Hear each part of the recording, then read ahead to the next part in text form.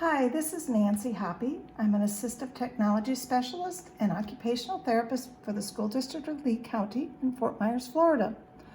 I'd like to share another low-tech idea for switch access that can be created with materials already in the home setting. This access method incorporates the laptop keyboard cover we previously created. If you would like directions on how to create the laptop keyboard cover, you can view the video directions at bit.ly/2K8DVRW. To create a computer switch access, I took a Duplo block. I have some because I have grandkids, and I inserted it into a cutout on a laptop keyboard cover. The cover is located over the left mouse click on my Chromebook. Well, let me show you.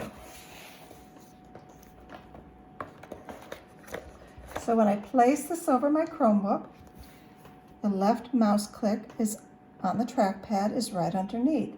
So I can press the Duplo and use it as a switch. Okay, as a quick review, you can make a keyboard cover with a 1.5-inch 3-ring binder, some wide tape like duct tape, a ruler, a marker, and a cutting tool. So you would measure and cut off approximately 1 to 1.5 inches on one side of your binder. And then also you place risers inside the binder so that when you put your arm on the keyboard cover, it doesn't depress the keys. And then I take some wide tape. I'd use packing tape here, but you can use duct tape or packing tape to cover the edges for a finished look, and it also secures the risers. Once you have your keyboard cover completed, you can insert the Duplo like we did here. The size depends on what you have available and what meets your needs. You may change colors. You may change height, so it's a little bit higher if it's too low. Or you can change sizes. If you have a small trackpad, you may want to choose a smaller side. Okay, to make a keyboard cover with switch access, I first place the keyboard cover over the top of the keyboard with my shorter side on top, my cutoff side, and I get it in position. And I know it's in position when it's butting up against the 3 rings in the binder. Okay, then I open my binder and lay it flat. I place my Duplo on here, and right now, because I've created a rectangular, I want to show you how it's located on there. Now I have to make sure at least one end of my rectangle is in contact with the trackpad. If I had redone it, I probably would have gone with a smaller Duplo such as this, so there's full contact all of the time. So then I take and I measure the distance of where I want this placed, the bottom of the Duplo, to the first spine on the 3-ring binder. So it's about 2¼ inches here. Then I take and I measure it to the side of my binder, not just my Chromebook, because some Chromebooks or computers will be a little bit bigger, but you want to make sure that you measure it to the edge of your binder. Then I close my binder, again making sure that's butted up against the 3 rings, and I measure my 4.25 inches from the side and my 2¼ inches from the bottom, so that when I place this on here, the lower left-hand corner should be those measurements. To measure your cutout, you can either trace this, and I might trace it with a pen or pencil, something I can really get close to the block, and trace around it, and then maybe go over it with a marker later, because I want to make sure I get it nice and close so it's closely fitted. Or you can actually take measurements of your Duplo and then measure accordingly. For today, I'm going to just trace it. And I'm going to actually use my marker now.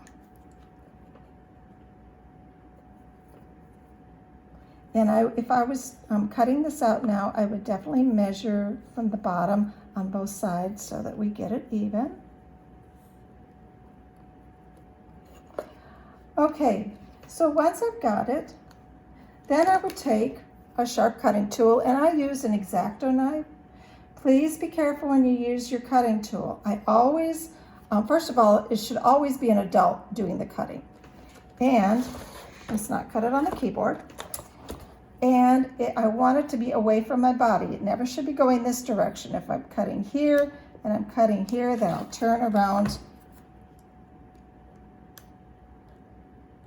my binder and I cut through until it's cut out.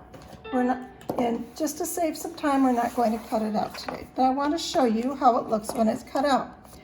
Now, there is a rough edge. So what I've done just to make it look nicer and so that it doesn't catch or tear, I took some duct tape. Again, you could put packing tape. You don't have to do this, but you can put this on the side. And I'm going to just show you very quickly. Take a little piece of duct tape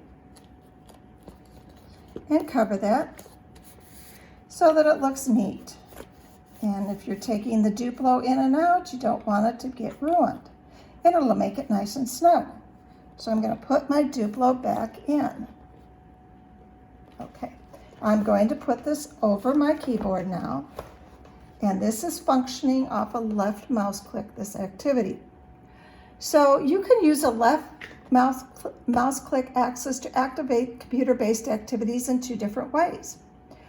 So just by pressing on the left mouse click here, I'm able to activate this program. But if I had an activity that I needed, needed the mouse to hover over a certain target, I would use partner-assisted mouse switch access. When you use this approach, the partner has a separate mouse, and I've got my Bluetooth here, and the partner will hover over the desired target, and then the student will depress the switch did a lot of damage to get the desired response. Away from each other.